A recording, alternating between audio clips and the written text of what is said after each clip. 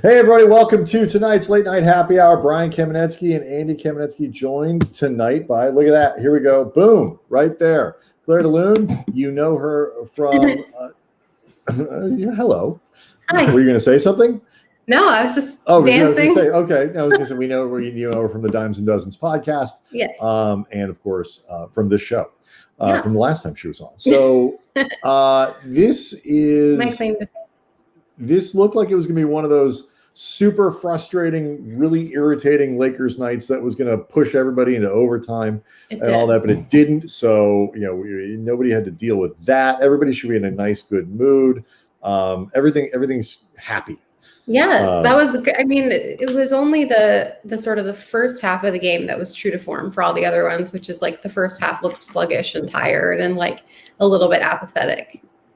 So I can live with that. Yeah, it's a nice change. How you been? How's everything going?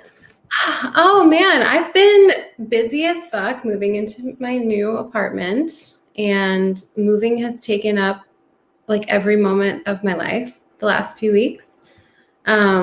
It's just been real human hours over here. Like no art, no creativity, just packing and unpacking, basically. It's really exciting. I hate moving. It does. I hate it so much. No, especially too. I mean, I don't know. The friends that you can ask to help you move are always a very specific thing. Okay. Oh, I would never ask anyone to help me with anything. Well, I'm the worst at that. I was going to say the older that you get, the less comfortable you are actually asking for that help.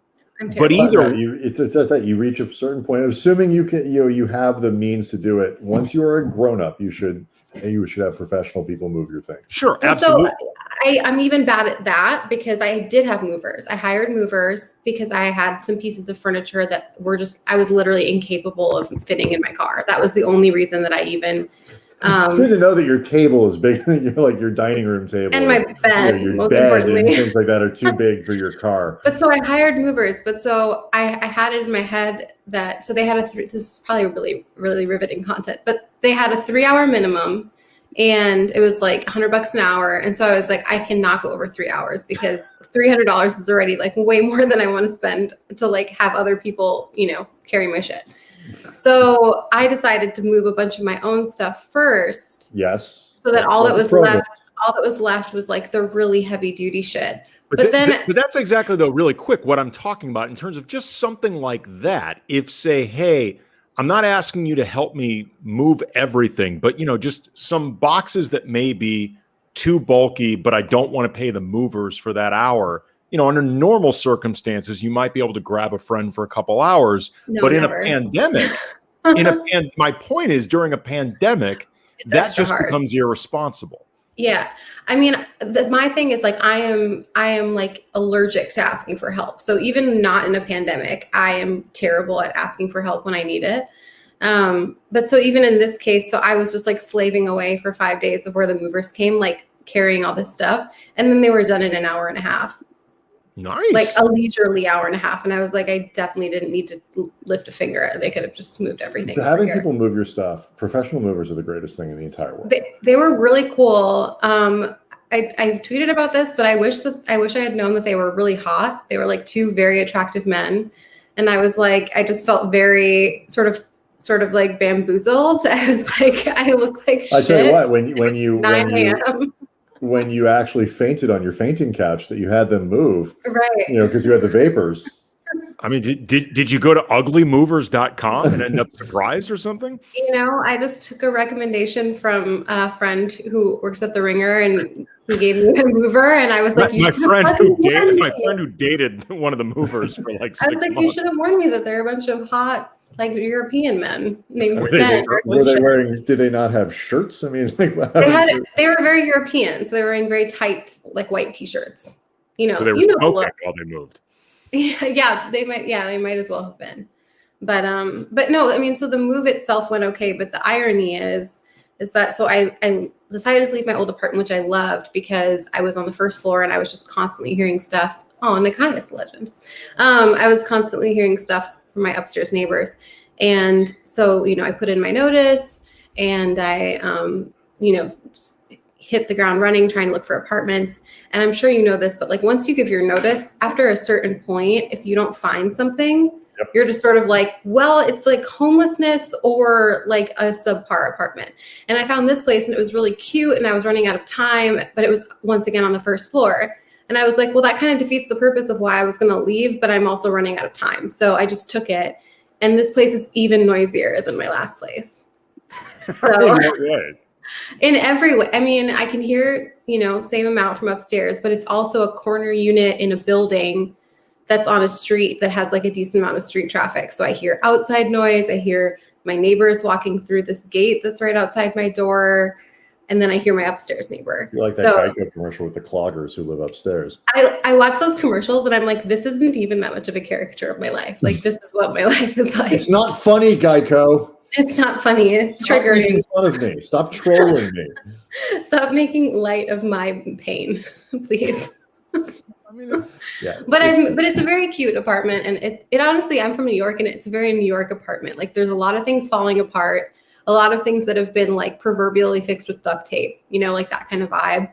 And it's kind of like a long and skinny apartment, which feels very New York to me, and like this old charming building, and it's noisy as fuck, which is also like New York. So feels like home, That's what I said. But if you wanted all that, why don't you just move back to New York? I mean, do you guys know how? I don't know if you've ever lived in New York. I can't remember. Never lived there. Okay, New York used to be that New York was vastly more expensive than Los Angeles. Even when I moved here like 4 years ago, post-pandemic, New York City is substantially cheaper than LA. Substantially cheaper, like noticeably cheaper. I would say it's like $300 to $400 a month cheaper in rent per apartment than Los Angeles. That is disturbing. It's disturbing. It's terrifying. Like what I pay for this place, which is already a horrifying amount. I don't even want to talk about it, but like I could get like a nice 1-bedroom on the Upper West Side of Manhattan right now. Wow. Yeah. That's scary.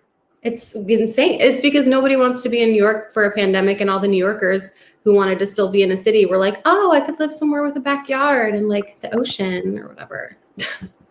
Well, it's brutal. I mean, I have not moved. The last few years we've wanted to move, and for a variety of reasons we haven't. But like every time you really start digging in, it's like, God damn, man. It's like brutal. It's really. I mean, there's a housing crisis in Los Angeles. So maybe the biggest regret I have as somebody who's lived in the city now for about 30 years is not recognizing the fact when I was like 23, 24, that the likelihood of me staying was really high. Yeah. And not talking to my parents about just getting help from them. Like for, even like a 1-bedroom house or like something where I could start early on and basically just pay them back after they helped me with the beginning part of it. Yeah. And, because, it's always been expensive to live in LA. But it used to be a little bit doable. It used to be. It was cheaper than New York, but more expensive than the average American city. It's one of those things I look back on and I was like, man, foresight there would have been really helpful. I mean, like, most of the time when you're in your early 20s, it's not something you're thinking about in terms of like long-term planning. But that's one that if I could do over more than anything else, it would have been the maturity to recognize like, okay, this would have set myself up so much better. Go to somebody who can help. I mean, it looks like you're doing all right, though. You've got your nice little ladder bookshelf in the background. You got some sort of my ladder bookshelf that, by the way, is put together backwards. Andy, if you're ever somebody who needs something put together, do not ask Andy. He is not good at that. He had a coffee table once that was upside down, like you put the components on upside down. Yes. That was a thing that Andy had. This chair I'm sitting on, I put together wrong. I bought chairs. I bought a dining room table and chairs, and I got the chairs home, and like the legs of the chairs came on, like it was like leg bar like this. And I just figured it was like top bar legs, bottom bar legs. And I was screwing it in, and like some of the screws weren't lining up, and I contacted the manufacturer and I was like, this is a dysfunctional chair, like blah, blah, blah. How dare you people? I was totally, I wasn't outraged, but I was just like, you need to send me a new chair because this doesn't work. And they're like, can you show us like how you have it oriented? And I showed him on the little chat and he was like, yeah, you have it the wrong way. It's supposed to be like vertical, like bar leg. And I just didn't read the instructions because I glanced at the instructions and I was just like, oh, I got this. It's like, the little wrench thing and cool bolts. Got it. Yeah. Your distaste for asking for help also includes instruction sheets. Like I have a problem with authority, but that is irrelated to my problem with like vulnerability, which is asking. So you open the package and you look at the paper that tells you how to put it together. It says you're not the boss of me, and then exactly. You just assemble. I just think I'm smarter than the chair, and I'm fully capable. I'm an intelligent person. There's no way that my common sense and reasoning can't lead me to a functional chair with legs. Did the chair instructions at least have verbal instructions? Because the worst is like IKEA. Oh no, there's just images. No, so I do. And so I see that and I'm like, fuck you, I'll figure it out. That's like my first instinct. I can never figure out what the hell to do with instructions like that. Like I need it. Is that what happened with your ladder shelf there? Well, I mean, in fairness, I can make that happen with verbal instructions, but I'm just saying I need it spelled out clearly. Yes. Like I'm a 6-year-old who's never held a sword. I believe that's what the pictures are for. Right. But I mean, you can't make something more for a 6-year-old than literally not putting photos. On. Yeah. No. Children can't read. No, but 6-year-olds can read. I mean, not maybe you couldn't. Well, I think I could read at 6. All 6. What are you talking about? 6-year-olds can read. Not all of them. I mean, I don't know. Hey, that's ableist. Not all 6-year-olds can read. Not all 6-year-olds. Not get canceled 10 minutes only into the podcast. Stupid ones. No, only the dumb ones with dyslexia or whatever. Future. No, I'm actually taking up for the 6-year-olds across America. I have enough confidence in them that I think many can. If nothing else, every 6-year-old that is charged. I'm going to respectfully bow out. I feel, and then we'll shift. But okay. I feel, if nothing else, that every 6-year-old confident enough to put together a chair can read. I stand by my original point. Probably can read. Yes. Thank you. But I stand by my original point that you can't make something more simple than literally not putting words in there and only putting pictures because pictures are simpler. I do fine with IKEA. I speak IKEA photographs. Do you? I do. IKEA to me is a weird place because the concept of IKEA I love interior design. I love, they have cheap furniture that's really modern and beautiful.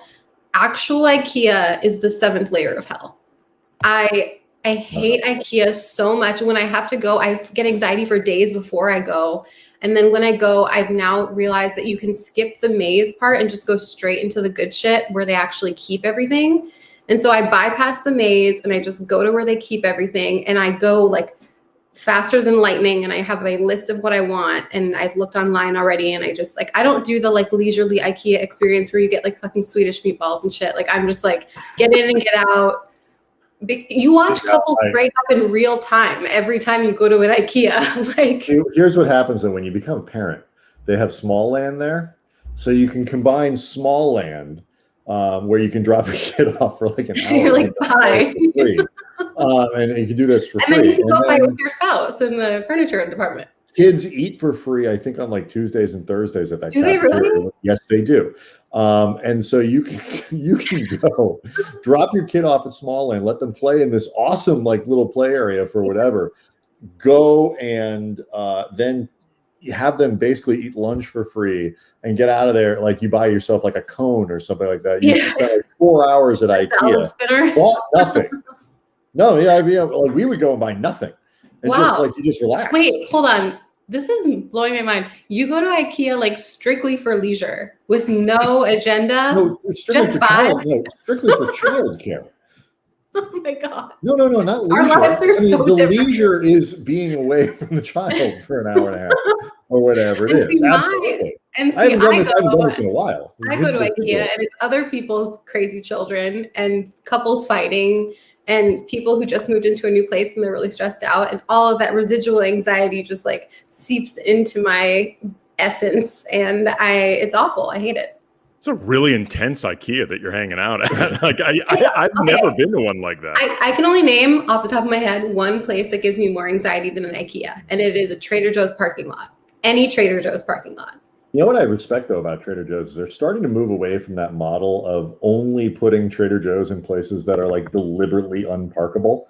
You've seen more of them now in like garages, like underneath apartment buildings and stuff like that. That used to be their thing, and I think they thought it was like super kitschy and fun, but it's not. There's no parking? Yeah, no, I mean, I've never been to a Trader Joe's that wasn't a parking nightmare. And it takes a lot for me to say something is more anxiety provoking than IKEA. But Trader Joe's does that. It feels to me like they've started recognizing that like it went from being sort of a quirky hook for them to just kind of a pain in the ass. What is like a quirky hook about being like, you're going to kill yourself finding a parking spot? Like what is appealing about that? Even to somebody who likes quirky things. I think just the idea of, you show up to Trader Joe's and you got to deal with their parking lot, and then you go in there and there's the Hawaiian shirts and, the nothing you've said is like explaining. Look, I'm not saying it appealed to me. I'm not saying I specifically shopped at Trader Joe's because I wanted to deal with the adventure of the parking lot. I'm just saying, like, I think for a while that's sort of. It was also you got buildings like that really cheap. Yeah, I think that's the thing. Is like the parking lot is really expensive. Yes. And so because they didn't pay money for like high price retail that came with big parking lots, they could keep prices low, I would imagine is what it actually is. Yes. I don't, they spun it that way. Like that's what I'm talking about. It got spun. Okay. So it's part of the spin. For me, I haven't been to a Trader Joe's in many months because in the pandemic, it's like there's always a line, always like a long line. And there's no product at Trader Joe's I feel passionately enough about to wait in line for. Like, it's not a fucking club. You know what I'm saying? Like, I don't need those jerk plantain chips that bad. I can pass and go to like Whole Foods or whatever. I'm good. Look at you.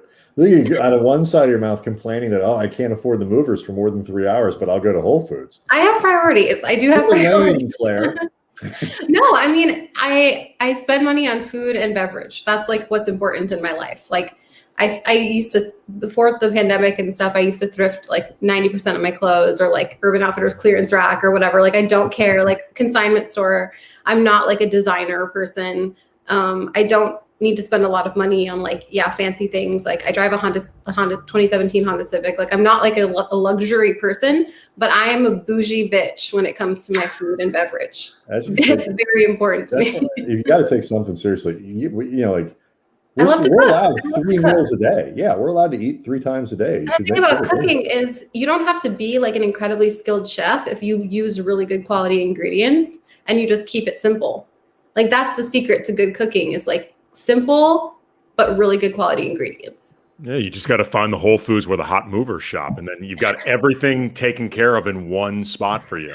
I mean, the one, I forget the guy's name. It was like Jan or something. I swear to God. They were like cliche, like big strapping Swedish men. But he was like, this is gonna be such an offensive accent. I'm so sorry in advance because I'm not good at accents. But he was like, I like this apartment. It's cute. It's bigger than your last one. Whatever. Like, he was just like, I like very nice floors. And I was just like, yeah, come over, Jan. Like, come hang. Why, there's space for you here as well. Jan, I don't normally give my house keys to the mover, but it's extenuating circumstances, yeah. I'll never see him again. Where are you in vaccinations? I mean, for real though. Like, that's the $1 million question. Is like, is this bad first date? There's gonna be moving again in like 6 months. It's been a long time since I've been on a date. I wouldn't even know what a first date combo sounds like at this point. It's been a good, it's mostly apartment moving now. That's how people are doing it. That's how people talk. That's what people talk about on dates. If this was a date, I don't think it would be going very well because we've only complained so far. That's all we've done. So I think it would be a pretty bummer of a first date. This is a great rom-com idea though, where you you just keep signing a series of leases, but you can't quite get up the nerve to ask Jan out. So you just keep asking him to come and be your mover. And so every year he moves you from one apartment to the next. And then by like year 8, you and Jan finally like. It turns out his name's actually like John or something, and I just assumed it was Jan because he had an accent. His name's like, yeah, month to month love. Yes, month to month love. Month to month is a great name for a rom-com. Great name. Yes, it is. There you go. All right. I'm glad we've covered it. We've really solved a lot of problems and covered a lot of ground. I mean, buy good quality groceries and love yourself more than to wait in line at Trader Joe's. Only get ugly movers unless you look great. Only go to IKEA if you have children. Yeah, we've solved like a lot. If you have a 3-year-old or 4 that you need to get, unload for an hour, Small Land it is the jam. You can eat there afterwards. The food is cheap and good. Absolutely. All right. So we briefly alluded to it. The Lakers did play a game tonight. They did. And they won. They did, and it looked like it was going to be one of these super irritating and frustrating games. And Memphis goes up 31-16. And I guess, Claire, the difference between this one, where the Lakers just throttled them in the second half, and the other ones where they ended up in overtime was Anthony Davis and Alex Caruso. I guess that's just the thing. I mean, we'll never know. That is really funny. Kanye mic drop. We'll never know. Vance Williams praying you don't have a hilarious situation here, Claire, after the Swedish accent. I mean, that would be a very shrewd move. Just get single girls to get impressed with you as a mover by being an exotic European hunk. You would have been a hot American too. It was the body. It was the body more than the accent. Let's be real. Yeah, but I mean, did he like pour water over his head? Like, no, it was the tight white T-shirt. It's always the tight white T-shirt. Let me try out the new pole in your apartment. I'm sorry. My T-shirt is dirty. I must put on another one. I need to change. I am so sweaty from moving. This sounds more like the beginning of a porno than a rom-com, to be honest. I'll be honest with you, Claire. The whole thing sounded like the setup to a porn film. I'm not gonna lie. I know, but it's very wholesome for you to say it sounds like a rom-com. That's not what it sounds like to me, but I digress. It's 2021. Andy and I still tread carefully with this. I mean, Jan's female privilege. I don't have to tread carefully. I can go wherever. You can go wherever you want. That is true. Now, the Lakers have been making a habit lately of getting off to these really, really slow tonight, wretched starts. Oh yeah, I saw a stat tonight on Spectrum. The last 4 games, first quarter they have been on average minus 9.4. The next 3 quarters plus 12.5. So they're winning these games. I believe it's now a 7-game winning streak, but they're making it seemingly more difficult at times and definitely more taxing than they would like. And even watch. Yeah, to be honest, horrible to watch. It is horrible to watch. I was going to ask, as a big-time emotional fan, and anybody who follows Claire on Twitter at ClaireMPLS, we'll see your emotional reaction in real time to all these things. Just like a woman, am I right? Such a girl. I'll leave that type of potential misogyny to Jan. That's not where I go. But what is it like for you as somebody who really is invested in this, watching them go through these type of uphill dogfights? I mean, it's like left brain, right brain. I know intellectually that these months don't matter. And I know that the majority of the team is still there and they developed incredible chemistry last year. They really put in their all the whole season last year, all 82 games or however many games ended up being before they ended the season. And they developed incredible team chemistry and they really only added and subtracted a handful of pieces. So I know that they're probably fine and there's probably nothing to worry about. But A, it's miserable to watch. And B, I do have I would say a 5% part of me that's the formula to the success last year, I thought, was this incredible chemistry that they built over the course of the regular season. And so to me, they were the only team really coming into the playoffs that had stellar team chemistry. And that was sort of firing on all cylinders. And everyone knew their role very clearly. And it was very a well-oiled machine. And I thought that that was what set them apart from, you know, several other teams, besides just that they have more talent, you know, obviously that you've got LeBron and AD, like that's going to get you far. But I thought that the team chemistry was really their other like secret sauce last year. And it makes me a little nervous, like when they just sort of phone it in for 2 to 3 quarters a game, like where that chemistry is getting built. I know it's probably fine. And like 95% of me isn't worried, but 5% of me is like, I really hope that doesn't bite them in the ass. It's interesting. I actually, earlier in the season, I do think that they were coasting in a lot of ways, and I think kind of surgically conserving their energy, because they I think for a lot of rightful reasons, you know, the quick turnaround that they had from the finals run to the startup of the season, yeah, the mileage on LeBron, you know, the toll on AD, which, you know, we've seen over the course of the season, including the games that he recently missed. Yeah. But the last, you know, handful of games, 5, 7, 8 games, I don't think this is necessarily a matter of them just coasting.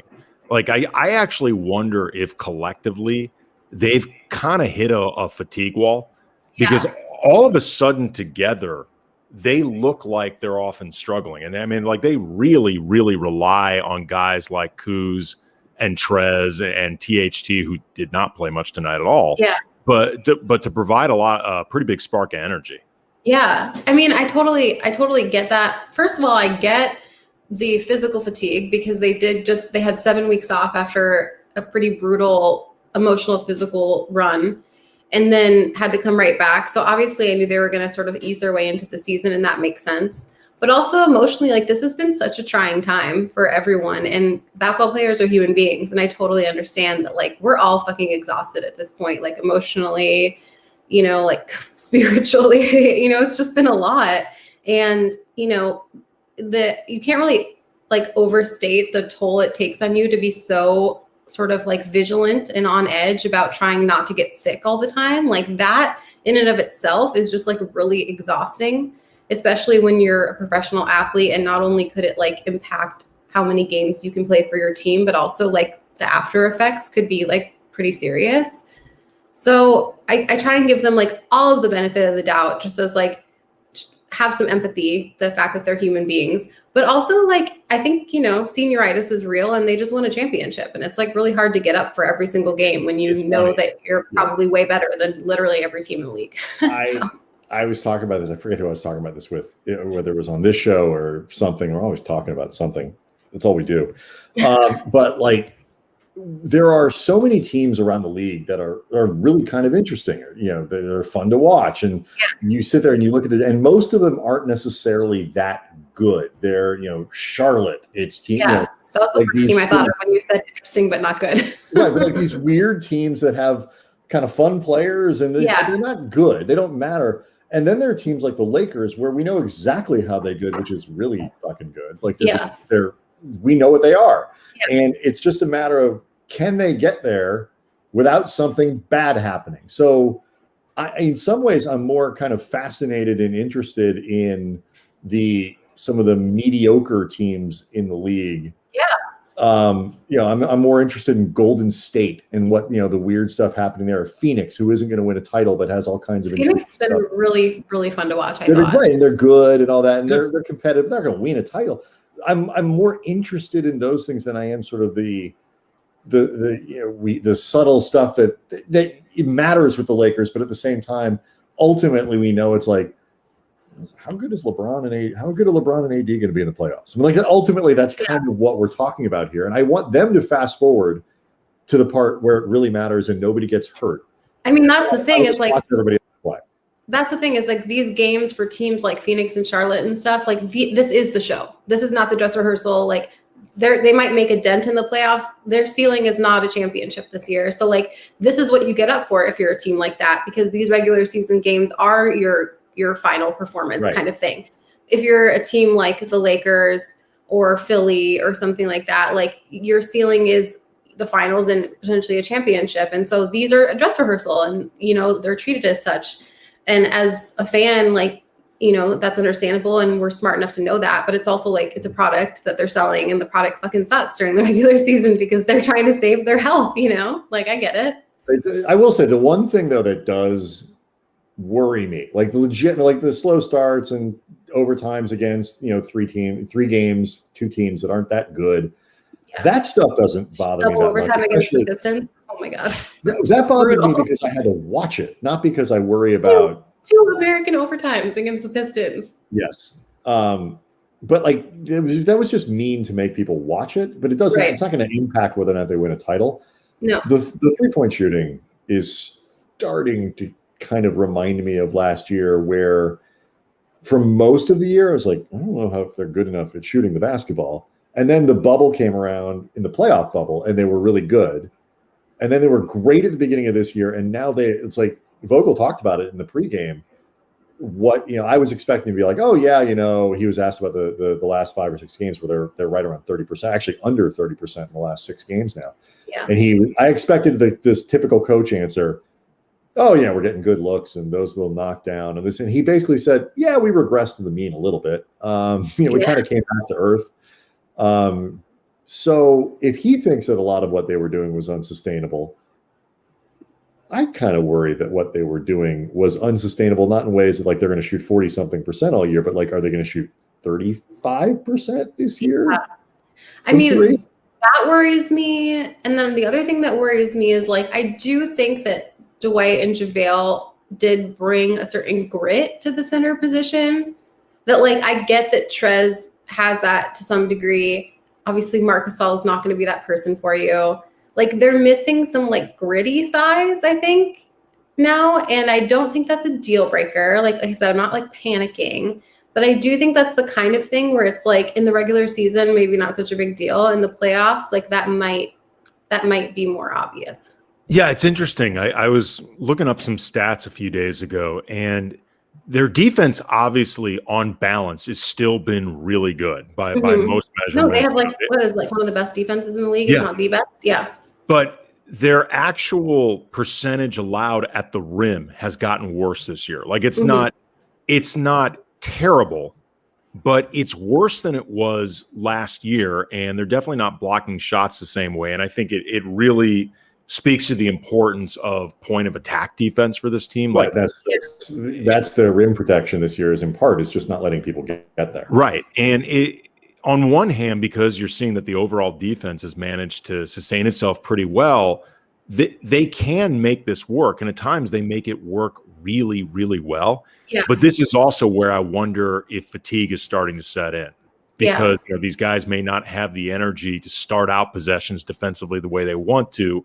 And then that back line that you're referring to last year with JaVale and Dwight, who were able to erase a lot, whether you're talking about mistakes or just really quick guards or really quick threes who get past that first line, just able to erase some of that. They don't have that this year. But it doesn't. Well, how much? I don't know if it matters though that much, Claire. I mean, if ultimately they're getting there, putting up the numbers. I mean, when this team is firing on all cylinders, I don't think that there's a single team in the league that can beat them. So that's why I feel mostly pretty comfortable, is because I just think in a 7-game series, I don't feel super threatened by any team at the moment. But I will say the alchemy between the regressing to the mean of the 3-point shooting in combination with the limit, like the defense maybe taking a little bit of a backslide in at least as far as rim protection goes. Like, I don't love that combo. I don't feel amazing about it, but I think they're going to be fine. I just think my thing is like when they encounter, if and when they encounter a team like the Nets, not saying the Nets are going to be able to get their shit together enough to get to the finals, but should they get their shit together, like if you have like an offensive juggernaut like the Nets, I feel like obviously your defense has to be amazing, but your offense has to be like, you have to be shooting lights out against a team like that. But isn't that the point? Like, because the defense tonight was bad in the first quarter, but they held Memphis to, what was the final score of that game? Memphis scored 100 points. 105. 105. I mean, like they clamped down on them pretty well defensively. They were good defensively against Oklahoma City. They were fine. Like their numbers have been good defensively. Yeah. They can't score. Like the half court, it's where the Lakers have really gotten mucky and ugly is in their half court offense. They're turning the ball over a lot, and the stuff they did tonight with turnovers, they put pressure on their defense and probably should have put up worse numbers than they actually did. What was the stat they said tonight? They're like 25th in turnover. Like they're like so bad with turnovers. They've been bad all year, and they were bad last year. They were this team. Like I know I've said this a bunch of different times, but there's no official stat for this, or I don't even know how you'd quantify it.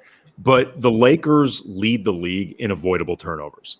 Like they must. They're just they. But that's the senioritis to me. To me, that's the we've been here. Last year they were coming off missing the playoffs, and they did it. I mean, this is kind of who they are. Some people don't take academics that seriously, Andy. I'm just saying. I mean, they have not been good taking care of the ball like the last few years.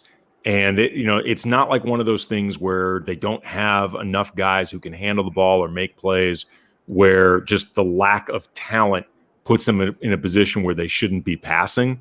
The issue is they just are careless. I mean, they're for a team that has been often incredibly focused, they're still really careless that way. And I think it's just who they are. The other thing that I think is a little bit underestimated is I think they did benefit from being the 1 seed last year. I know that home court advantage wasn't a thing, but I think their matchups were pretty favorable throughout. They didn't play a team that really threatened them until a healthy Miami. And then Miami was, not healthy for most of the way. So I remember there was chatter about Houston, there's chatter about Portland, but really none of them were a threat to them. And I'm can you guys please secure the 1 seed?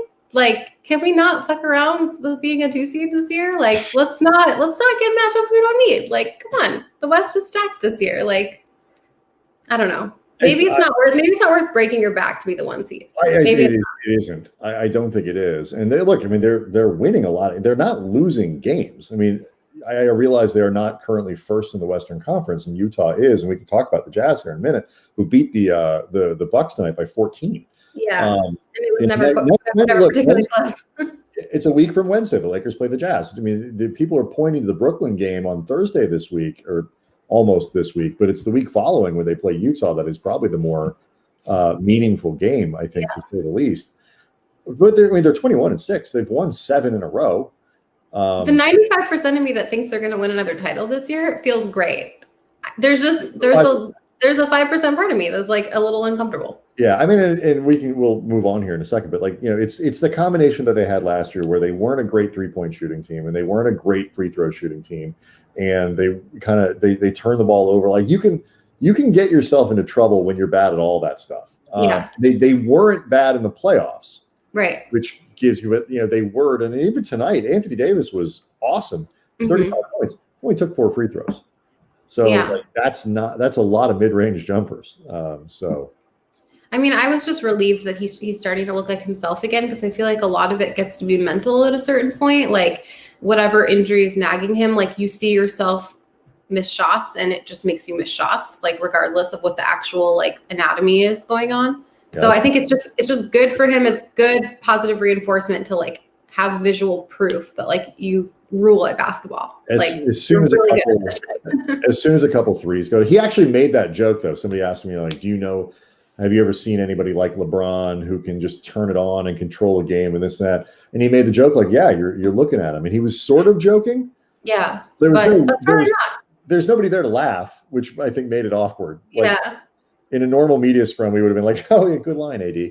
But he wasn't kidding, and I don't want him to be kidding about that. Yeah, especially because fuck you, Charles Barkley, because Charles Barkley's whole trope that he keeps going back to is he's not a dog. He doesn't want it bad enough. And I'm just you've never won a championship. Can we chill? Can we chill? Anthony Davis has approximately 1 more championship than you at this point. So I'm very much over the TNT crew motivating young players. It's not motivating. It's trolling. It's not. I mean, I don't know. We've talked about this on Dimes and Dozens, but I think the narrative that they tell themselves to justify doing it is that it's motivating. But we know as viewers, anyone watching knows that it's a combination of trolling for ratings, because we all talk about it as we are right now, and also the fucking incredible ego and narcissism that comes with being an NBA superstar, where you just like can't leave well enough alone once you're retired. You just like, you have to insert yourself in that conversation. You have to be the arbiter of what's good and what's exceptional. Yeah. And it's lame. Yeah. I mean, there may have been a period like earlier on in the inception of the TNT crew and them working together with some of these guys where there may have been a motivational element in some way, like in their heads. Oh, I love Inside. I used to love that show so much. But at this point, it feels like guys, like particularly Barkley and Shaq, are just kind of filling the role they think they're supposed to be playing. Right. I mean, it's SNL basically. Right. You know, I mean, with Shaq and that interaction with Donovan Mitchell, that was horrifying. Right. I was horrified. But like the reason to me, like it felt obviously that even if Shaq was trying to justify this on some level to himself, whether he bought it or not, that he was motivating Donovan Mitchell. The part where I didn't buy it is when he said all this stuff and Mitchell responded with basically, okay. Yeah, that was the perfect response. Like, okay, you fucking troll. But Shaq, but the thing about it though is once that happened, Shaq actually looked bored by it.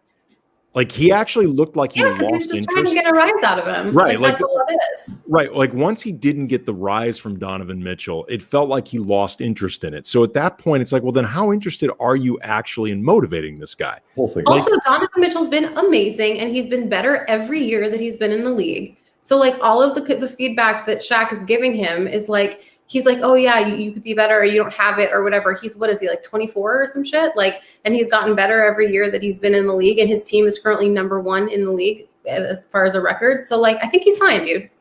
Well, it's also, it's downward punching. I mean, because look, Shaq is one of the all-time greats. He just, and you know, at his peak, he is one of the most dominant players, not just in NBA history, but like in any sport. Oh, 100%. Donovan Mitchell, the likelihood of him ever matching that, even acknowledging how great Donovan Mitchell is, even acknowledging he is the type of player that could be, you know, if not literally the undisputed alpha dog of a championship team, he certainly could be somebody who is an important integral part of winning a championship. Right. The likelihood of him matching what Shaq did is damn near impossible because 99.9% of players who ever go through the league won't even have a shot at it. So by definition, Shaq is punching down with this stuff. But also I just think, and I've talked about this at length too, and I know that this conversation has sort of been done. I don't want to like, you know, belabor it too much, but it's not good business to talk shit about the product that you're selling. And like something that struck me about the game tonight was like Richard Jefferson, who's like new at doing color commentary. I think he's been doing a great job. Something that I think he does that's so cool is he's just like belligerent positivity, like just constantly giving you like compliments about players on both teams and just being like, that's why I love John Morant. And that's why Anthony Davis is so exceptional. And Kyle Kuzma is making strides. And it's like, that's how you sell a product. Is like you convince people that it's worth watching and you give them reasons to get invested in the players. And there's this whole subset. I don't even say subset. I would say there's a vast majority of people who cover the sport whose entire shtick is talking about how much it sucks, how much the players suck, how it's gone downhill. And then they're like pearl clutching over ratings. And I'm like, yeah, you tell everyone the product is shit. Like, what the fuck do you expect? That's why I've come around on Reggie Miller because he's one of the only guys on a national broadcast. It's like, this is fun. These guys are awesome. Congratulations. That's all we're asking for. Really? You know what I mean? So let's answer this question from Vance Williams before we move on, because I want to talk All-Star Game and a little bit of Anthem and then some James Harden, because he talked to Rachel Nichols and Andy, at least for one, was not buying what he was selling. So we'll bring that to you here in a heartbeat. But who are the 3 teams? Andy, you answered in the chat, so you go first. You've already got your 3. I said Clippers, Sixers, and health assumed Boston. If Boston is really healthy, I think they've got a lot of different guys that they can throw at LeBron to at least make LeBron work and maybe be disruptive. And if you disrupt LeBron, you're disrupting a lot of what the Lakers do offensively. And, you know, you got to guard the hell out of them. I mean, Tatum and Jaylen Brown, who's been fantastic this year. Yeah. That's a lot. That's a lot to deal with. Do I think they're going to beat the Lakers? No. I think the Lakers are going to repeat. I said that at the beginning of the season. Mm-hmm. But if you're asking me the three that, relatively speaking, would concern me the most, it's those three in the sense that I think they've got the best combination of either players that you can throw at LeBron to make things difficult, or in the case of the Sixers, players that you can throw at AD to make things difficult, like one or the other. So Yeah. I would go with those three. I would put my money on full squad, healthy, the Lakers beating any of them, but those are the top three to me. For sure. Claire? I think Boston's going to be their own worst enemy. Like, I don't think that they don't threaten me too much, and that it's a shame because I think they do have a lot of talent and stuff. But I just feel like there's something just not clicking there. It kind of reminds me of Dallas this season. Like, there's no exact thing I can pinpoint as to why they should be doing as meddling and mediocre as they are, but they just are.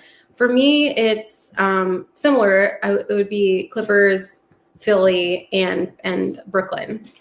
Just because I think, obviously, like, the Lakers defense is like what is their bread and butter. And I feel like they're going to repeat. I think they could take any of those teams, but Brooklyn is like a level of offense that's like historical offense. And I think that what you need to beat Brooklyn is you need really great defense, which I feel pretty good about with the Lakers, but you need at least exceptional offense. You don't need to have historical offense to beat them, because if you can defend some of their offense, I think you'll be okay. But you need to be like top tier, like exceptional offensively to beat them, I think, because they'll just outscore you. We'll see. I tell me what you think about this, because Andy and I have this debate all the time about Brooklyn. To summarize, Andy doesn't think they're good enough defensively and aren't going to get good. Is that fair, Andy? They're terrible. Yeah, they're right really now. bad. My thinking there is, in a 7-game series, definitionally, it means that they got to the finals. It's the only way that they're going to play the Lakers. If they got to the finals, it means they probably figured out the defense enough to get to the finals, to make them threatening. And so, if they're there, so you agree with me? Yes. If they get past the entire East to get to the finals, then I'm nervous. Right, but I'm saying I don't think they can get past the East. I mean, that's the counterpoint to your argument. I think the argument doesn't really exist. They're not going to get that far. Counterpoint to your counterpoint. Who in the East? Right. Who in the East do you think you would bet the house that Brooklyn can't beat in 7 games? Philly, health assumed. They Boston. Cannot be. You don't think they? You don't think they can beat Philly in 7 games? Philly in a 7-game series? No, I don't think that. Who the hell is going to stop in Embiid? It doesn't matter. It doesn't matter. You got James Harden, Kyrie Irving, and Kevin Durant at full health miraculously. Kevin Durant. It doesn't fucking matter. They're you can score 100. Small ball 5. Kevin Durant's going to end up fouled out in the first half. I just feel like destroy them. You can score. You can be Philly. You can play incredible defense. You can score 125 points. And Brooklyn, even with your incredible defense, could easily score like 140. I just feel like that offense is insane. And I do think, to me, I think they have a similar situation to what I was talking about with Boston and the Mavericks, where I feel like that's really funny. I feel like they could be their own downfall. And my question with Brooklyn beyond their defense has always been are they just going to get in their own way on a personnel level? And I don't think that's like a trolly question. I think that's real. No. And we've already seen like Kyrie can't help himself but to disparage his teammates in a scrum, and you know what I mean? Stuff like that. So it's a long season. They're a lot. They're just a lot.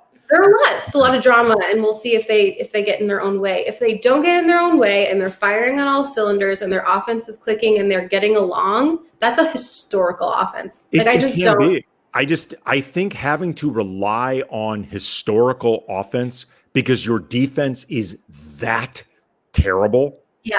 Your margin for error at that point becomes pretty much non-existent, even when you're dealing with one side of the court that is historical.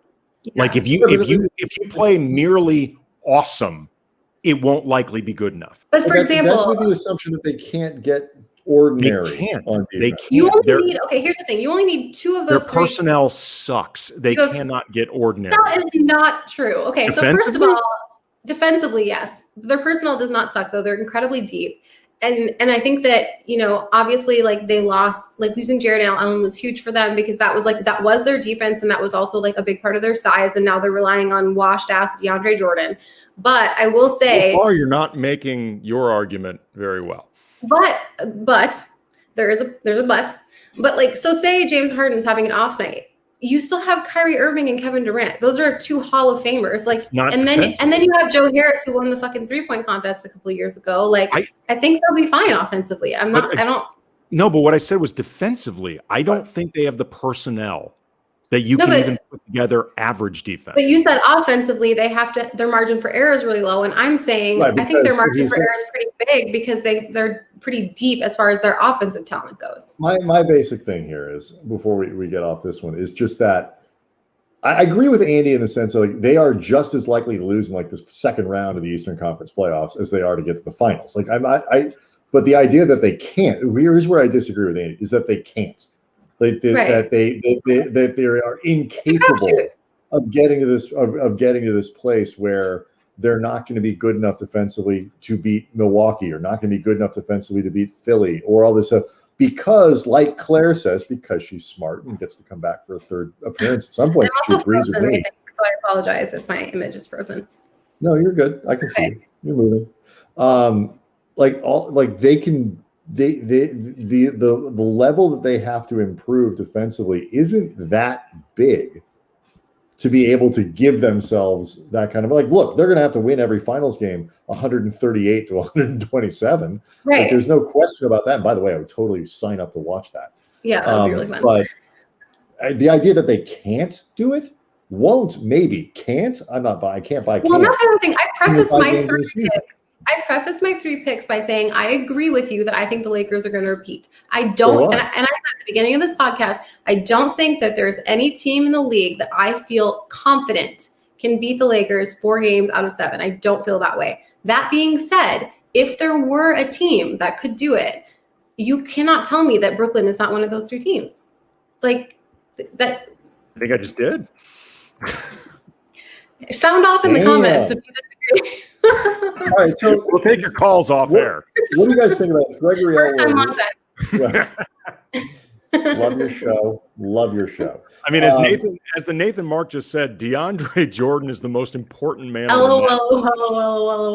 Yeah, I mean, he's kind of right. Emphasis on the LOL. It's a lot of laughing. You have to laugh at that statement. Gregory Elwood on Twitter asked the question when we put out when we tweet out this question, asks, why is no one afraid of Utah? Who, by the way, are winning in the Western Conference right now. Well, not for me. Well, that I look at their wings, and it's like Joe Ingles and, like, I don't even know who else. Like, they don't. For me, I don't think they have enough pressure. They can't pressure the Lakers on the wing defensively. And I don't know how they guard LeBron. I think Utah is legit good. I think they're a really legitimate good team. I don't think they match up well against the Lakers. Correct. No, exactly. I think if the Lakers, in a different world, they would be absolute monster title favorites. If they didn't have to go through the Lakers to get to the finals, they're a finals caliber team. Mm-hmm. Yeah.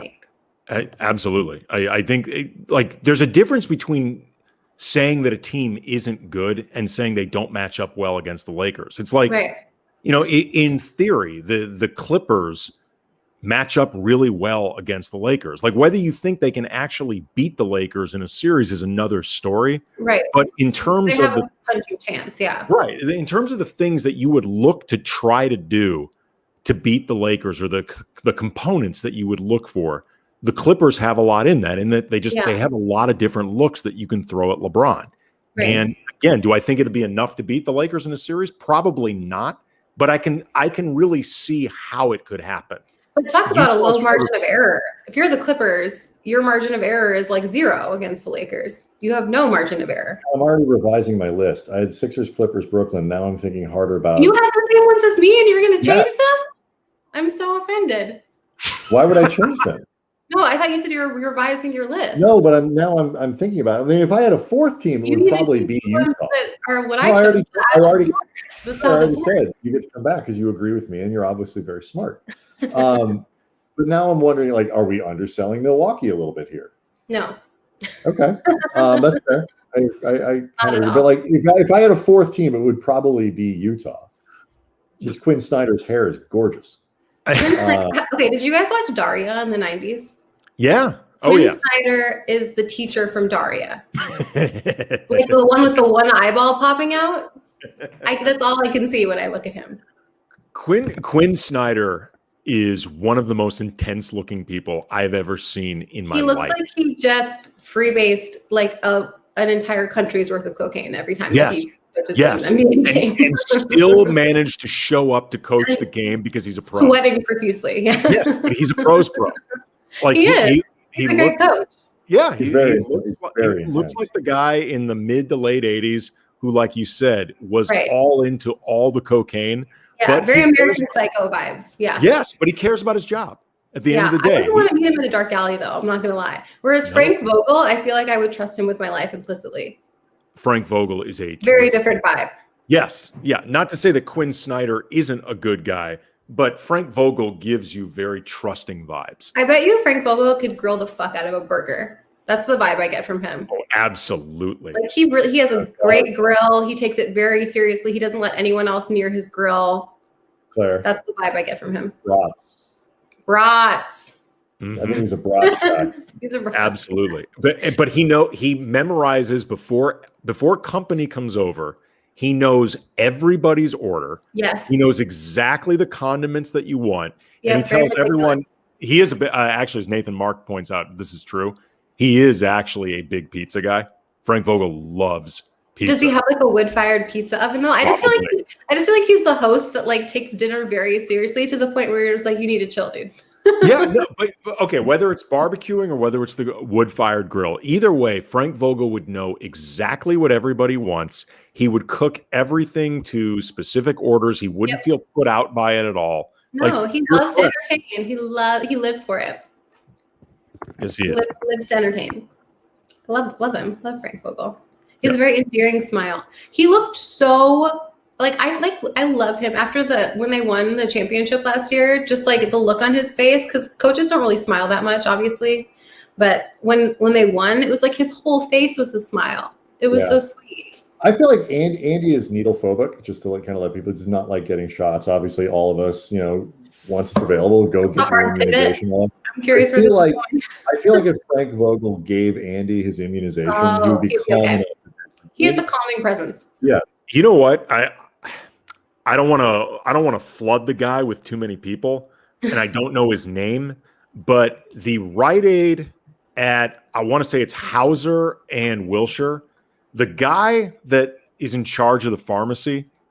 I recently had to take in my daughter, and my wife went with us as well to get our flu shots. Yeah, this guy, because I'm needle phobic, and my daughter, she's 9. She's kind of scared of shots too. She probably got it from me, and I have to really put on a big show of looking brave in order to help encourage her.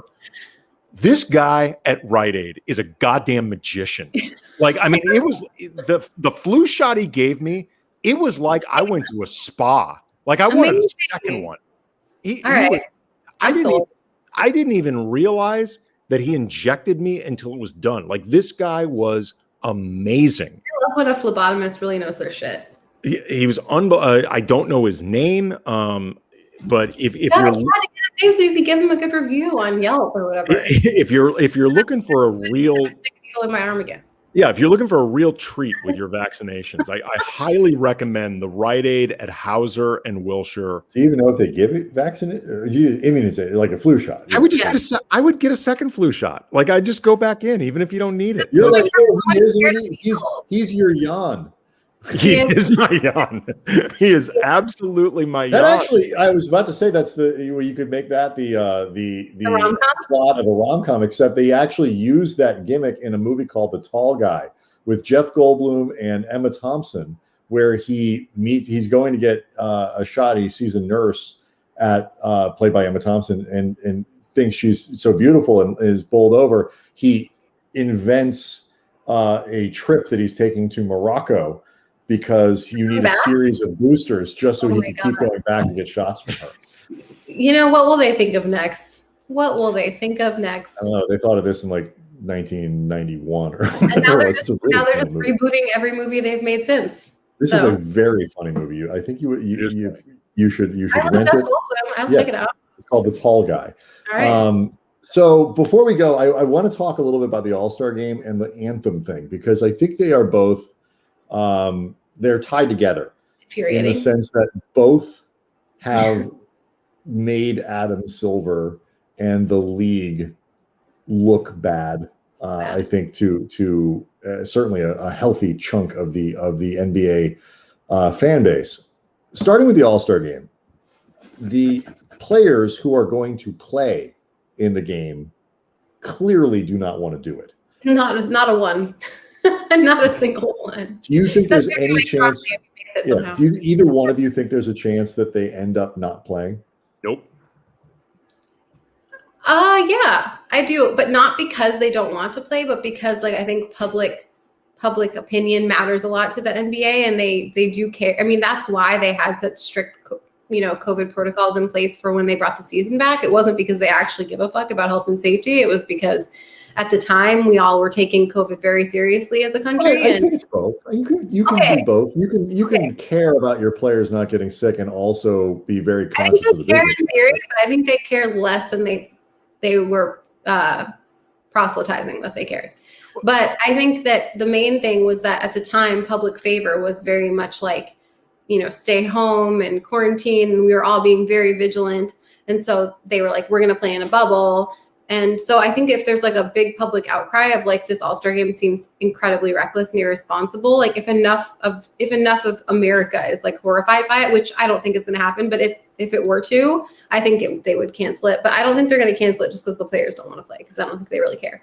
Well, I mean, I think I agree with you that the optics matter. And early, last year, they did the bubble, and look, I mean, obviously the bubble was also about recouping losses and all that stuff. They were really dead set on getting that playoff television revenue, but at the same time, they managed to pull that thing off really without a hitch at all. It was really impressively run, and they really did accomplish their goal. With that being said, I don't think that if the optics were really that bad, they would have even bothered doing an All-Star Game in the first place. Clearly, they think the optics aren't that bad because they're doing it. Because this is one of those things where if they had just said they were going to cancel it, everybody would have understood. And the money obviously matters, and they're looking to get back every bit they possibly can. But in the grand looking to get that big. Yeah, but in the grand scheme of things, the All-Star Game isn't nearly as big as the entire season or the playoffs or that sort of thing. Right. So there was a workaround. They just ultimately, I don't think public sentiment is. If there was really going to be an outrage to this or a backlash, they would have felt it by now. And I think you're right; it didn't really exist. The optics are getting graded on a curve too, so I think that where we're at as a country is everyone just has vigilance fatigue, and they're just sick of caring, and they're just the vaccines are coming, and we're all just, and people are just sick of staying home. And so I think they're just sort of banking on that people are exhausted of being vigilant. And that includes policing corporations and policing what events people are hosting and stuff. Yeah. And so I don't think that they think people think it's a great idea. I think that they're just counting on people being too tired to protest it, basically. If you stage the game, the league gets their revenue. What I think is funny is the wrong word, but you guys think you understand what I mean. There are a lot of reasons that people point to. You're bringing all these people to Atlanta. It is completely unnecessary. There's no question about that. I will not argue that point at all.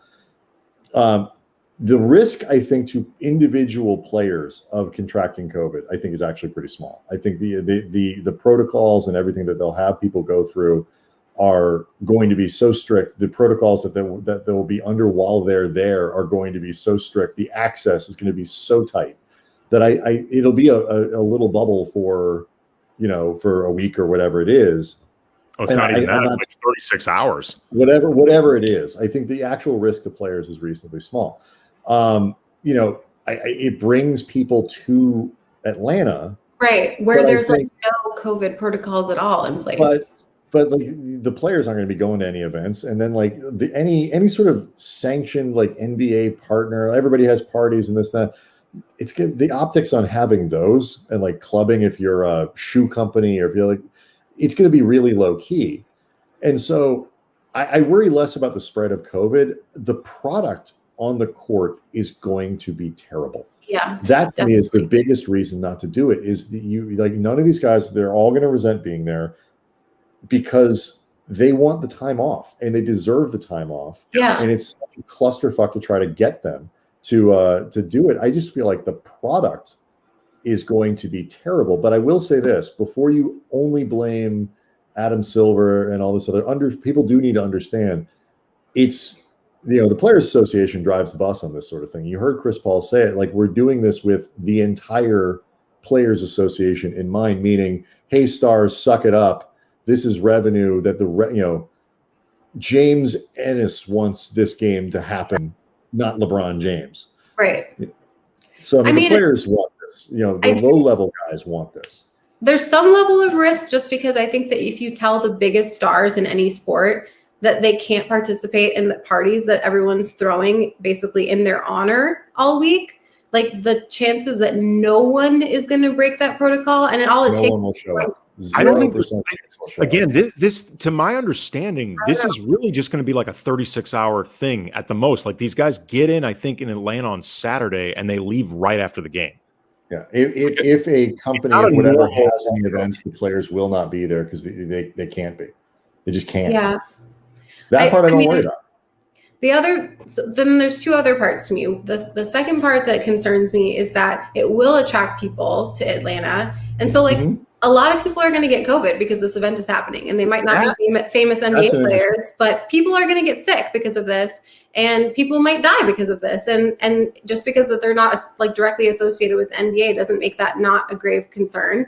And then the third part to me is I think it's incredibly disrespectful towards like the all-star caliber players because you promised them they weren't going to come back till February. And then you reneged on that promise. And then when you reneged on it, you said, okay, well, we're not coming back. We're going to come back in December because we need to keep Christmas Day, but All-Star is not going to happen this year and you're going to have a week off. And then you went back on that. And it's just like, it's just really poor practice, I think. And it's like, that talent is your product. Like they are the all-star level talent is what makes people tune into games. And if you're going to treat them like you don't care about because forget about COVID. I mean, not forget about COVID. You can't, but like COVID aside, like the amount of like injuries and stuff that are a concern every year from the all-star game, especially with such a short turnaround this year. Like, I just feel like it's super disrespectful.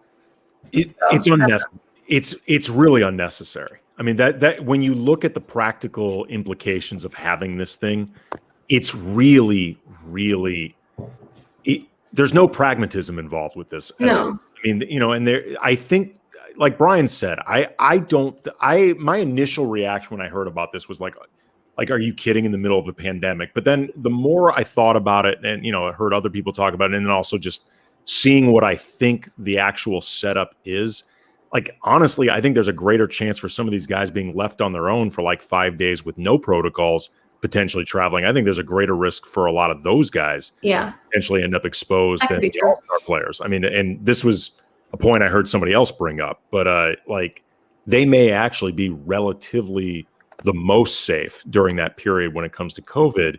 But in terms of the actual ask, I completely agree with that. I know I speak for Brian. Like it's just not great timing. And you're going to see these guys really, really dislike being there. Yeah. I don't know what the appeal is to putting guys, that type of spotlight on guys who clearly just don't want to be. Like, I feel like the reward for making the all-star team should be you don't have to play. Right. Like everybody else should have to go down there. Like the 23 worst, most disappointing players, like Kelly Oubre should have to play. Well, I mean, the other thing is too, is like, there's a phrase my mom uses all the time of cutting off your nose to spite your face. And I feel like this is like the personification of that, where it's like, yes, you're getting your money for TNT and whatever, but you're cutting off your nose to spite your face because not only are you fucking pissing off the most important players in your league, but you're also making yourself look terrible PR wise all for like one night's worth of revenue. Like it's just not. And it's a lot of, I am very, I get a little bit kind of like eye rolly when people, they should, there are people, they should cancel the season. They shouldn't be playing at all. Like there are arguments to be made for it, but like if I had the talent to be a professional basketball player and my window is between age 24 and 30, in age 28, 29, if I'm lucky, I might get 5 years or something like that to make, $5, 10, $12 million or whatever it might be doing this. You're damn right. I'm going to try to claw back every year, like losing a year of that, losing a year and a half of that. I wouldn't want to do it as a player. And so it's not just the league and, greedy corporatists and all these, there is that, but like, greedy rich owners who want to play these games. It's the athletes too, who have this incredible talent that doesn't wait for the pandemic to be over. Yeah. But like you say, Claire, like there's that place where it's like, okay, we need the money. The players want the money. They want to be able to share it. It all goes back in the pot and half of it goes to the players. But at some point you got to be like, okay, is this where we want to do it? Like, is this the spot where we want to make a stand on this kind of thing? And I just don't think ultimately, unless I totally misunderstand how much money we're talking about. Especially if you're going to condense it all into one game, like if they're talking about having the dunk contest at halftime, like how much revenue are we really talking about with like a 4-hour event? You know what I mean? Like how much ad revenue and stuff are you really generating? No, that's the thing. Maybe I'm wildly underestimating how much they're trying to get back here. It's not billions like the playoffs. No, I mean, I just think that it's, the more you condense it, the more ridiculous it seems almost. Like I understand that it's supposed to look better if they're like, oh, we're going to condense it into one day. But then I'm like, well, then it's extra stupid for you to do this shit. Because like, how many commercials are we talking really? Better be a lot of them. Before we every whistle, every whistle, there's a like they should play the commercials during the game. Yeah, just in the bottom corner. Before we let you go, I got a music question I wanted to ask you that I remember I was going to bring up the first time you were on and we just ran out of time. And then I was reminded of it last night when we had our guest, Ricky Cobb, who you can follow on Twitter at Super70 Sports. And his entire Twitter persona and account is like an ode to nostalgia. Nostalgia in sports, nostalgia in pop culture, music, movies, very specific era, like 70s and 80s. When Brian and I were growing up and like even the 90s in there, but stuff that's got a certain amount of distance. And, through his Twitter account, you see a lot of music references like to bands and artists that clearly still resonate now.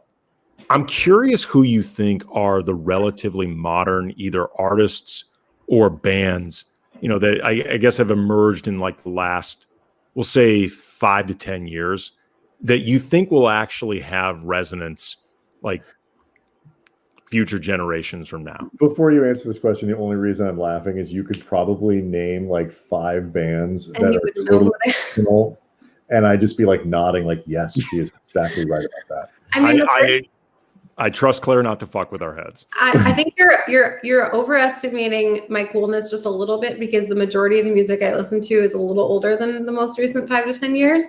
But I can definitely name some bands from the last like 5 to 15 years. Okay. I would say your own band of window that you're. I would say to me, I think Beach House is they're like my favorite band, and I think they're definitely gonna like stand the test of time. Love them. They're so consistent. You don't know who they are. I have no idea what that is. they're like dream pop, if you know what that is. It's like I do know what that is. I'm writing it down though. Like dreamy, ethereal. Yeah. They're like gonna be like a Jefferson Airplane or something like that. Like they make really cool, very vibey music that I think will age really well. Okay. And they've had a really consistent career. I'm curious to see what Phoebe Bridgers' third record looks like. I really liked her first 2 records. I think she's really talented. She's blowing up. Like the SNL thing was obviously like amazing PR, but like she's already getting huge and she's so young. So I think she's super talented. So I'm, curious to see what comes of her. I think I think Kendrick Lamar is going to end up going down as one of the greatest rappers of all time, when the dust settles. So I think he'll definitely be mentioned in the same conversation as like Jay-Z and Biggie and Yeah, that consensus really seems to be already established for him. Yeah, I agree. but I felt that way. There's very few records I've listened to in my life where the first time I listened to them, I was like, this is going to be a classic record. And I felt that way about Good Kid, Mad City. Like the very first time I listened to it, I remember just being like, I'm going to be living with this record for the rest of my life. Drake has been around more than 15 years, I think. But probably has, yeah. I'm also not a huge Drake fan. You gotta have Waz on as a guest, and then Waz will wax poetic about Drake to you. Okay. But no, yeah, I'm not the one. As somebody who doesn't know a lot of really modern music, and frankly doesn't like a lot of what I've really heard. Totally. I knew two of those people. Two out of three is great. That's pretty good. Yeah. Like this is something that I'm always curious about, especially like as I get older. Like, you know, I've always been like a movie geek and a TV geek and a music geek and stuff. And, you know, I've always cared about a lot of that. But as I get older, I find myself caring a lot more about the history with a lot of these different things, and like really trying to even learn more than I already did, or like that type of just sort of historical record. And like, you know, the idea of what people will care about and what might get lost if people don't care. I was just curious and thinking about that a lot. So I just I think about that all the time as a musician. Like I think about, like, for example, like one of my favorite artists is Joni Mitchell. Yeah. And my mom and I both love her. And and the record Blue, you know, got my mom through her 20s, and it got me through my 20s. And it's a record that like hasn't aged a day in that way, and was great album. It worked. It's my personal favorite album of all time. It's my GOAT album. If I had to choose one, is Blue. But so for me, like when I write songs and when I'm making music, I try and think about it in that context. When I'm actually writing, I try not to think about any of that stuff because it like will totally fuck you over. But when I'm deciding what songs to add to like actually make the final cut and stuff, and, you know, decide what I release, I try and think about it as like, could this stand the test of time? And, you know, like, is this my best effort, basically? And I try and think about it like, is this a record that like a mom would pass down to her kid? Like, is it that caliber? And that's what I try and put out as a musician. And I try and make music that I think is timeless. Like I don't really follow trends as a musician, and I try and just make songs that I think are like timeless songs. And that song first, production second, to me is really important, because production does age no matter what you do, no matter, you know what I mean? Like no matter how timeless of a sound you're going for, it's going to age itself because production evolves over time. Yeah. But if you write an amazing song that can stand on its own, like that will age well. So to me, it's like focusing on like the bones of the song and writing really good music. I'm glad you mentioned that, just because I would love, I think maybe we'll do this one show to get a musician and a comedian on the same show, because I'm fascinated by the question that Andy asked, like why certain things have staying power in music. And I'm particularly interested in why something is funny and how something stays funny, because comedy really dates quickly and can often date quickly. And so what remains funny to me is just all that stuff is fascinating. But I think it has a lot in common. It's a great answer about production. I think it has a lot in common with music in the sense that I think that the things that stay funny and the things that stay relevant in any art form are things that are just like fundamental human experience. Yeah. And there's certain things about the human experience that just remain true regardless of everything that changes around you. You know, like you're always going to get your heart broken. You're always going to have an existential crisis.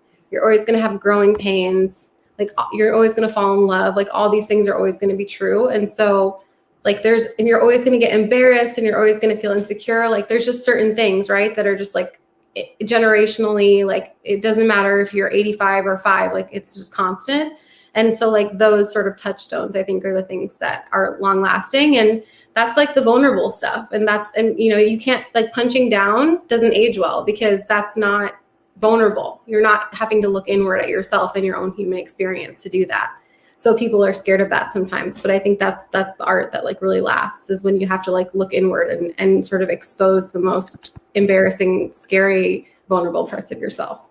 Yeah, absolutely. I mean, there's a reason people will connect to it generation after generation. Like there's got to be something to that. And like I think what you're talking about, just that, you know, vulnerability is, I think, something that people will relate to whether they want to admit it or not. Yep. Yeah. And as Vance points out, one thing that's always true, you're always going to have to move to a new place. And when you do, Jan will be there. And when you do, don't move to the first floor. This is the lesson I've learned 2 times over now. Just don't do it. Don't live on the first floor. It's not worth it. Doesn't matter how cute the apartment is. Or the movers. I say your living room is beautiful. Thank you so much. It is nice, actually. It almost looks like a Zoom background. It's so cute. Well, if you guys ever need advice about interior design, it's like one of my favorite hobbies. So okay. Well, what can we do? Girl. This room here has some. You need some art on the walls. It's my first thought. But that's a nice fiddle leaf fig tree in the background. I just saw it very briefly. Yeah, my wife loves that thing. I have one of those as well. My son's clarinet. We've got, you'd think actually we've been here almost the length of the pandemic. We've been here about a year, and you'd think we'd be more moved in, like we'd have everything on the walls. Like, no. You actually decorate really slowly during a pandemic too. My thing was like, I was so miserable the first few days here. I was like, there's no way I'm going to be able to survive unless I make it painfully adorable in here. Like, just, you know what I mean? So I just went ham on like 12 hours a day decorating because I was like, I just have to make it cute. Thank you so much. Good. You got a plant in the background? A few plants? I have several plants, yeah. There you go. It's important to have friends. All right, we will do this again. We will go through this. Well, it's official because I agree with you. So that's right. There you go. Maybe depending I'm in charge of at least booking half the dates. So if enough people are vaccinated, things turn the right way, you can join us with Jan. That sounds great. I'll hit it. Noir asked us to do a live stream show. We are like now. I think he means live stream music. Oh, okay. Like play songs. Sense. I did that a couple times when my EP came out a few months ago, and I didn't love it. I gotta say, it's really weird to play songs to a computer and people. We're not gonna make you do that if you don't want to, because then you won't be happy with it. It's not a good thing. Yeah. You just have to wait until the pandemic is over, and then you can play a proper concert. Then I can play shows again. Imagine that. Yeah. All right. So Tiny Deaths is where you find the music. It is awesome. It is worth listening to. And you will enjoy it. Monday, we're going to take Monday off. It's a holiday, and we're just going to take advantage of that. And then we'll be back Tuesday with who, Andy? Let me take a look. At the list. Tuesday, Jason Jones. Jason Jones covers the Kings and the NBA for The Athletic. Great guest. He's been on before. Alex Kennedy on Wednesday. And then we'll look at the big Nets game on Thursday. That'll be a lot of fun. So have a great weekend, everyone. 3-day weekend. Woo! Donkey